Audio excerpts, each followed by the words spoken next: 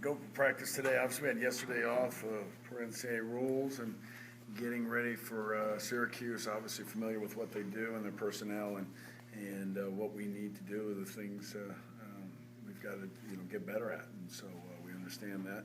Obviously, we played them last game, and a game we felt we had an opportunity to win, but we didn't. So hopefully, we're a better team since that time, and we've got another day to practice to get ready for it. So I'm looking forward to practice tomorrow. Hopefully we can get everybody out there and be able to go full board and go from there. But obviously they're good. They're number one, and there's a long history with us and them, and we know what they're going to do. They know what we're going to do. But I think we've got to do a better job attacking the zone and a better job defending them to get a win this time. We didn't get that job done, but we did rebound well. We got to get back to rebounding like we were against them the first time. So that's the biggest thing that's concerning me right now is our rebound numbers. I think there are some reasons for it, but we've got to get those addressed and taken care of it. They're undefeated, number one in the country. Is all the pressure on them? If you look at it, that you've been in their shoes at least. Yeah, we've been number ones a few times, so it's a good thing to be in. I don't think it's I never looked at it as pressure. I looked at it as an opportunity and something that's good for everybody at your school, at your university. So I don't know that that's the case. I mean, I think it's I think really it's just for us. It's our thing is I don't know if it's pressure or not or whatever you want to call it, but we've just got to find our rhythm, find our execution, and play at the speed that we want to play at, and offensively and defensively. So we're just really concerned about our game and what we do, and really concerned about tomorrow practicing and getting a good practice in and being ready to go. Cam was just saying, if you can't get up for playing the number one team in the country when they're undefeated and coming into your building, you shouldn't be playing basketball. But I mean, is there any motivational tactics you have to use because you've been successful against the top five teams here? You got to have a good team. That's the main tactic to have, and I think we have that, and so I'm comfortable with that part of it. I'm comfortable with the players we have and where we're at, and we're comfortable with the things that they do, and have a good understanding of what they're trying to do. So I don't think there's it's a motivation. Our guys have played well all year long. They've been consistent. We haven't won every game, but we've played well, and we haven't had a game where we just didn't come out and not be unmotivated, I guess. But I think we're it's an opportunity to me it's game number 25, and I know it means more to the thing because they're ranked and all, but it doesn't change what we do, I guess. Jamie, That's the way I look at it. Jamie, what's it say about your team's sort of mental toughness and toughness that 2 games last week, you didn't play your best, probably, admittedly, but you still found ways at the end to grit them out. I think it was good. I mean, one of the things has been with this team is that we had so many wins that were probably big margins and in conference play especially, and even on the road, and that's not normal. So I think in some ways the Miami game was a good thing for us. I wish we would have played better, but I thought we played pretty good. I thought we did some good things offensively. Didn't knock down shots, as was going to happen on the road, we have some other things that are going on, and they made some shots. But I felt good. We haven't played as well again Virginia Tech, but they had something to do with it, and they're good and rebounding wise, and we've got to get that addressed. But for us, I think the games were good for us. I mean, to win 2 close games, everybody was saying, how what great execution it was. That's what normally would be said. At the end of the game, in overtimes, we did the right things. We made free throws, we executed, we defended better, and we made adjustments. And for that, we came away with the wins. And so, those were good things, I think, for us. But if you look around the country, a lot of teams lose games. They get picked off one of those 2 times. You know what I mean? But you guys. I mean, traditionally, that's what you see. Win those games. Yeah, we do, and I think it's defense and rebounding. The thing that sticks out to me is the rebounding part. We're not getting it done on that area. But I think Talib's not where he needs to be. We got to get better play out of our big guys, and I got to play some of the other big guys too. I think that's something I've recognize as well. So maybe too many minutes for some of our guys as things have played out, but we've also had some situations where there'd be foul trouble and injuries. So yeah, we gotta do things better. But yeah, there's no question. I mean, and again, teams lose, and that's why we're one of the few teams that has 20 wins, and we did win it, and I know we were higher in those teams in the standings, but it still is not a given, and that's why we're generally at the top of the league every year, because we don't lose games like that. You can't, and as I said, you got to win. If you want to win the league, you got to win all your home games, and we haven't, and that's why we're not at the top of the league. Jamie, are you guys able to have fun in a game like this and enjoy the experience of a number one team coming to? Well, I hope they have fun in every game. I always talk. That's one of the things I say to them when we go out to play every game is have fun. Let's go have fun and have fun. Enjoying the process and enjoying getting other guys open, and enjoying making tough plays and unselfish plays, and so that's a big theme for us always. I think, I think as a program and as a university, I think, again, when I talk about games like this being number one, I think more of our school, of our city, and our fans and our students. I look more of it that way than our players. I mean, our players come here, I think, expecting to do that, and you can't lose sight of that. You got to stick to the process and stick to the focus on our things that we can control, our execution, and what we're doing, our game plan, and our scout report, those things. So I mean, it's when I don't downplay it, but I don't want to downplay it because I know it's important for the university. I know it's important for the school, for the city, for the fans, and so that is what it is. But we can't make it. We can't lose sight of the fact of what we have to do. You mentioned there's some reasons that you guys want rebounding as well. What do you need to do to rebound better? Well, we're not. Specifically against Syracuse? I think. We out-rebounded them the first game. That's why it was, granted it was a loss, but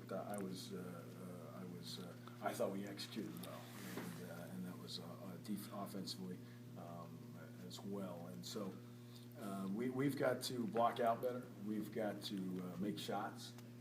We've got to come up with long rebounds better. I think that's something that came out in the overtime when they kept getting the rebound. They were getting the long rebounds. When there's one we had. We got in the huddle right afterwards, and I felt that we were playing hard, coming up with loose balls, and they still got some rebounds. The one rebound, we had four guys run into each other on the one, and they ended up getting. So I mean, there are some times it happens, but over the course of the game, we just didn't do a very good job on that. The numbers got away from us at the end when they went 0 for 13. They said we continued to get the second shots, but our defense was pretty good for the most part. It just they seem to be getting those long rebounds. Is there anything in particular in these last three games that you think has led to these close, low-scoring? Zone. I mean, I've said from the beginning that if they continue to call, which I don't know that they've called this type of hand checking, but teams are going to go to zone more, and it's going to lead to lower scoring games. I mean, that's going to be the outcome, the unintended consequences of the tight calling tighter and the hand checking. And so I think that's pretty much what we expected to see. So you got a team Miami, it's really a man team that now is playing zone. You got a team Virginia Tech that is also playing zone now in those situations. And I think I thought Miami did it. I thought we attacked it pretty good. We just didn't make shots at a higher rate. But you're gonna, and then you're gonna be playing against teams that are good teams that are gonna try to keep the score down. Jamie, with what happened with Ennis at the end of the game at Syracuse, with him getting those two layups at the end, with Brogdon, I know he came off the double curl. Are you worried at all, or have you addressed since those games the switches and the guys getting caught in those, when they're trying to set multiple picks to get their guy open for a last shot? Yeah, I mean, there was no switching going on in that. That was just just the guy beating us, guy making a thing. So I mean, you're talking about completely different things. A drive to the basket and a 3-point shot from 25 feet, and one was off a staggered double with the double curl, and I mean, it's just completely different things. But there was no switching. We just got beat. We simply got beat, and the guy made a big shot, made a big play, and like we did on them a number of times as well. So again, I guess we did because we did a good job down the end in the last two games, and the two wins. So that's again when we hold the team in overtime to 0 for 13. That needs to be mentioned too as well. And you know, that's what I said. I thought we defended really well in the overtimes, and, you know, that was the good thing to see. And so I guess, you know, the numbers obviously indicate that. Jamie, you talked about zone being, you know, one of those things that a lot of teams are going to. Yeah. With Syracuse, with the 2-3 zone, it looks like it's a simple thing on paper, but Right. what goes into making it so Well, difficult to play against? Theirs is different. I mean, we just played the Miami zone is completely different than Virginia Tech's, and then Virginia Tech's, which is a 2-3, was completely different than what Syracuse is going to be. And so, you know, I think, you know, we tried to attack Virginia Tech's differently, and I don't know that I did a very good job. I told our guys I got to do a better job of putting us in a position. And we did early. You know, I mean, if you look at the game early of Virginia Tech, we came out, we knocked down shots, and then obviously, you know, we had some things that, you know, you can't, the obvious that you can't, that you have to play through. And then, but I thought we could have done more, thrown more different looks at them than we did. And, but this is, for Syracuse, it's a different look, it's a different zone, and more similar to when we play and practice against every day.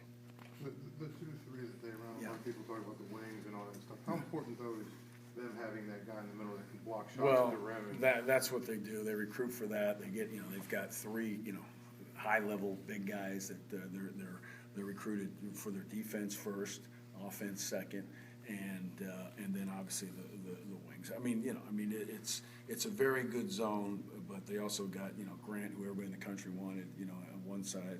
They've got Fair, who wasn't as recruited. Christmas was recruited by everybody in the country.